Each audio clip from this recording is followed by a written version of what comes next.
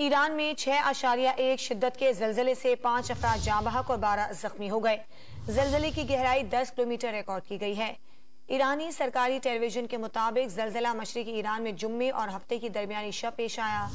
अमरीकी जियोलॉजिकल सर्वे के मुताबिक जलजले की शिद्दत 6.1 और गहराई 10 किलोमीटर रिकॉर्ड की गई।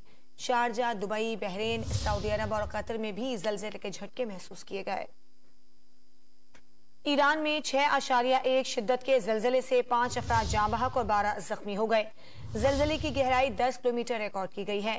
ईरानी सरकारी टेलीविजन के मुताबिक जलजला मशरिकी ईरान में जुम्मे और हफ्ते की दरमियानी शब पेश आया।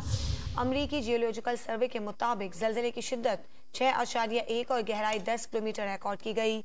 शारजा, दुबई, बहरीन, सऊदी अरब और कतर में भी जलजले के झटके महसूस किए गए।